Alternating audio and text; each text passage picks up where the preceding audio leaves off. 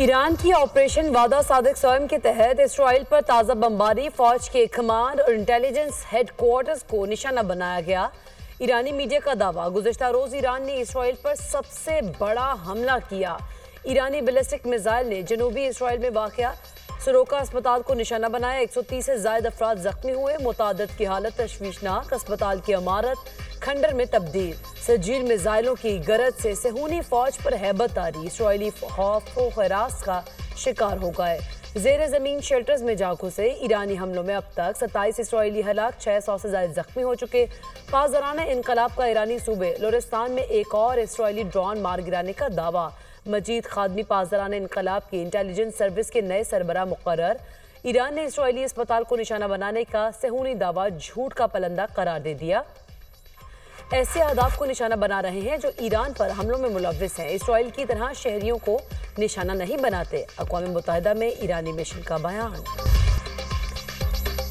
Iran पर हमले का मंसूबा मंजूर नहीं किया। अमरीकी सदर डोनाल्ड ट्रंप ने ईरान पर हमले की खबर मुस्तरद कर दी। ट्रंप ने सोशल मीडिया पर बयान में कहा, अमरीकी अखबार को मालूम नहीं मैं ईरान बारे क्या सोच रहा हूँ। अमरीकी अखबार ने दावा किया था सदर ट्रंप ने ईरान पर हमले की मंजूरी दी है। हमला कब करना है हतमी हुक्म नहीं दिया।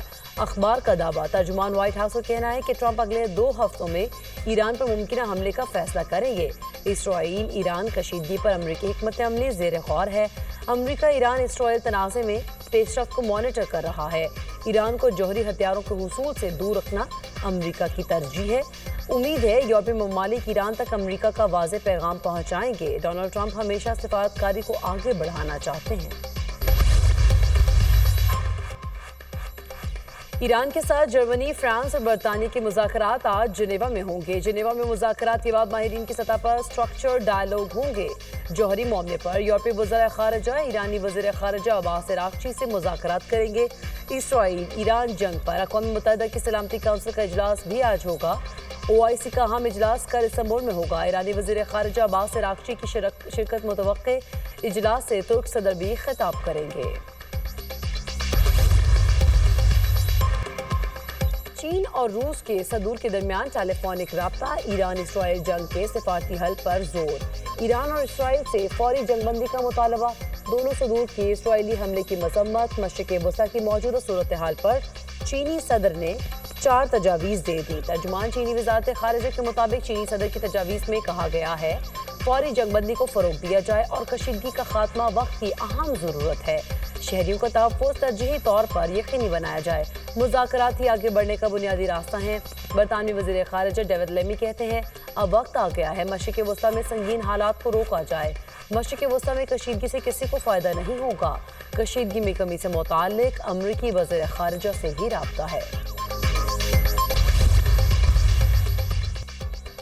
अब ईरान तय करेगा कि जंग कैसे ख़त्म की जाएगी। ईरान ने जंग शुरू नहीं की। हमलावर कोई भी हो ईरानी कौम इसे नॉकआउट कर देगी। नस्लकुश बुज़दिल को इल्म ही नहीं कि उसने किस चीज़ का आगाज़ किया है। ईरान ने 3 सदियों में किसी मुल्क पर हमला नहीं किया। ईरान ने हमेशा उभरने की नाकाबिल यकीन क़ुव्वत का इजहार किया है। इमारतें गिराई जा सकती हैं, इल्म कभी तबाह नहीं किया जा सकता। 9 करोड़ मुहिब्बे वतन और मुखलिस लोग हों तो इल्म तबाह नहीं किया जा सकता। साबिक ईरानी वज़ीर ख़ारिजा जवाद ज़रीफ का गैर मुल्की TV को इंटरव्यू। इसराइली वज़ीर आज़म का धमाकों की जगह और सरोका अस्पताल का दौरा। नेतन्याहू की एक बार फिर खामनेई को धमकी। कहा हम ईरानी सुप्रीम लीडर पर हमले को मुस्तरद नहीं करेंगे। ईरान को हमले की भारी कीमत चुकाना पड़ेगी। ईरान का जौहरी प्रोग्राम इसराइल के लिए खतरा है। हमारी कार्रवाइयों का असल मकसद ईरानी जौहरी प्रोग्राम का खात्मा है। डोनाल्ड ट्रंप ईरान के खिलाफ जंग की मुकम्मल हिमायत कर रहे हैं। जंग में अमरीका की शमूलियत सदर ट्रंप का फैसला है। इसराइली वज़ीर दिफा ने ईरानी सुप्रीम लीडर को बुज़दिल आमिर करार दे दिया। आयतुल्लाह खामनेई को कत्ल करने की धमकी। कहा खामनेई को जिंदा नहीं रहना चाहिए। खामनेई को अस्पतालों और रिहायशी इलाकों पर हमलों का जवाब देना होगा। फौज को ईरान पर हमले तेज करने का कह दिया है।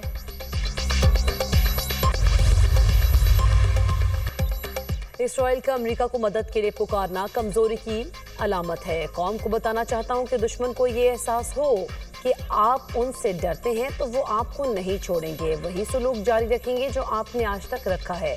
ताकत के साथ इस रवैये को जारी रखें। ईरानी सुप्रीम लीडर आयतुल्लाह खामेनी का समाजी राब्ते की वेबसाइट एक्स पर बयान। तीसरा फरीक जंग में आया तो उसके खिलाफ भी कार्रवाई होगी। मगरबी कुव्वतों के खिलाफ खुद मुख्तारी का दिफा करेंगे। Supreme security council Iran. Israel के खुंदाब में हैवी वाटर रिएक्टर के करीब बमबारी। ईरानी हुकाम के मुताबिक हमले से कबल रिएक्टर को खाली करा लिया गया था। तापकारी के फैलाव का कोई खतरा नहीं। तेहरान ने अक़वाम मुत्तहिदा को मतला किया था ये रिएक्टर अगले साल फ़ाल किया जाएगा। ईरान भर में शहरियों को इंटरनेट की बंदिश का सामना। ईरानी वज़ीर कम्युनिकेशन का कहना है इसराइली साइबर हमलों से बचने के लिए इंटरनेट तक रसाई को आर्जी तौर पर महदूद किया गया है। इसराइली हैकर्स ग्रुप का ईरानी क्रिप्टो करेंसी एक्सचेंज के इदारे नोविटेक्स पर हमला।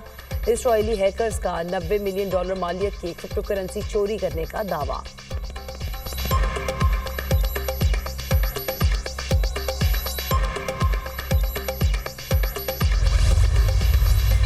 हम इस वक्त हालत जंग में हैं। हम न सिर्फ अपने वतन का दिफा करेंगे बल्कि अपने कायदीन बिलखुसूस रहबर मुअज़्ज़म इनकलाब इस्लामी की हिफाजत को भी अपना कौमी और दीनी फरीज़ा समझते हैं। उन्होंने यकीनन इस्लामी दुनिया के शदीद रद्द-ए-अमल को देख लिया होगा।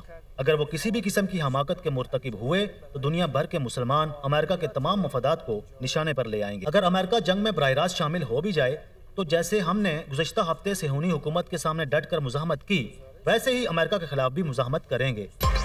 आयतुल्लाह खामेनी को धमकी देना नाकाबिल कबूल है। अगर अमेरिका इसराइल संजीदा बातचीत चाहते हैं तो पहले जंग खत्म करें। ईरान ने कभी मुज़ाकरात के दरवाजे बंद नहीं किए।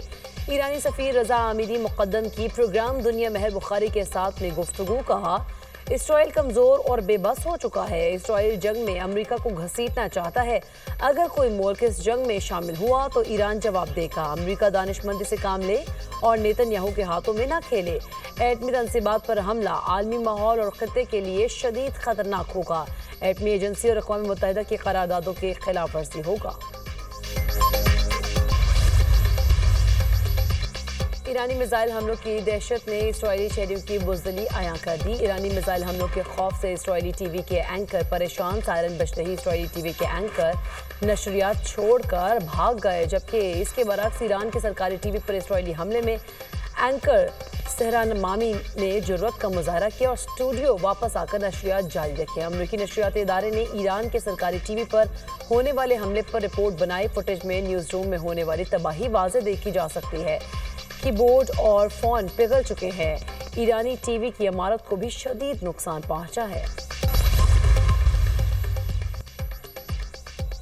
फील्ड मार्शल सैयद आसिम मुनीर की पाकिस्तानी सिफारतकार साइमा सलीम से मुलाकात। साइमा सलीम UN मिशन में पाकिस्तान की नुमाइंदा हैं। साइमा सलीम ने बसारत से महरूमी के बावजूद अपनी अज़्म मेहनत से आलमी सिफारतकारी के मैदान में नुमाया मकाम हासिल किया। फील्ड मार्शल ने अक़वाम मुत्तहिदा में पाकिस्तान की मफादात को उजागर करने में उनकी गैर मामूली सलाहियतों, मेहनत और शानदार खदमात को सराहा। साइमा सलीम के हौसले और अज़्म को सराहा गया। कहा पाक फ़ौज खुसूसी अफराद की मुआवनत और उन्हें बाइख्तियार बनाने के लिए पुरअज़्म है। साइमा सलीम कौम के लिए एक चमकता सितारा है। फील्ड मार्शल ने इलाकाई और आलमी उमूर पर पाकिस्तान का मौक़िफ़ उजागर करने में उनकी काविशों को सराहा। फील्ड मार्शल ने खुसूसी तौर पर भारतीय स्पॉन्सर्ड दहशतगर्दी का मामला उठाने पर साइमा सलीम की तारीफ की। साइमा सलीम ने अक़वाम मुत्तहिदा में अपने काम के हवाले से फील्ड मार्शल को ब्रीफिंग दी। ISPR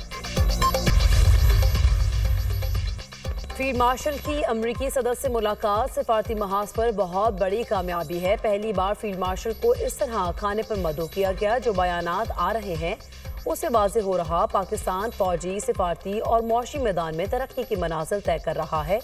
वज़ीर दिफ़ा ख़ाजा आसिफ़ी पार्लियामेंट हाउस में सहाफ़ियों से गुफ्तगू। कहा बहुत सी कामयाबियाँ मिली हैं। जंग में कामयाबी मिली, मईशत बेहतर हुई।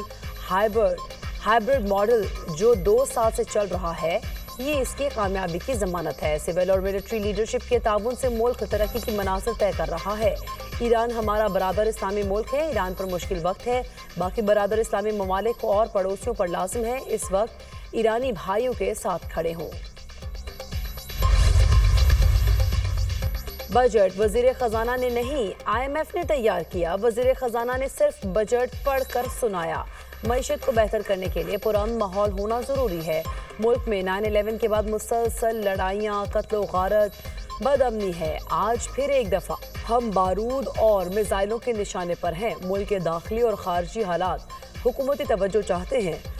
हमारे दोस्त ममालिक हमसे दूर होते जा रहे हैं। हमें अपनी पॉलिसीज पर गौर करना होगा। हमें खुलकर ईरान फलस्तीनियों के साथ खड़े हो जाना चाहिए। मौलाना फजल रहमान का कौमी असम्बली में इजहार ख्याल। कहा, ऐसी कानून साजियाँ की गई जिसकी आइन इजाज़त नहीं देता। जायज़ निकाह के लिए मुश्किलात पैदा की जा रही हैं। स्पीकर नोटिस लेकर इस पर रूलिंग दें। सियासतदानों के साथ इंतकामी रवैये के बजाय इंसाफ पर मबनी रवैया होना चाहिए। इस्राएली फौज की गजा में जारी मजीद 159 फलस्तीनी शहीद, 560 से जायद जख्मी। गजा की पट्टी में इस्राएली हमलों में 84 फलस्तीनी शहीद। गजा सिटी और शुमाली इलाकों में बमबारी से 59 अफराद शहीद हो गए। खान यूनिस में खुराक की मुंतज़िर 16 अफराद को निशाना बनाया गया। इमदाद के मुंतज़िर अफराद पर टैंकों तैयारों के जरिए हमला किया गया। जंग में शहदा की मजमूई तादाद 55,613 हो गई। 1,29,760 अफराद जख्मी हो चुके।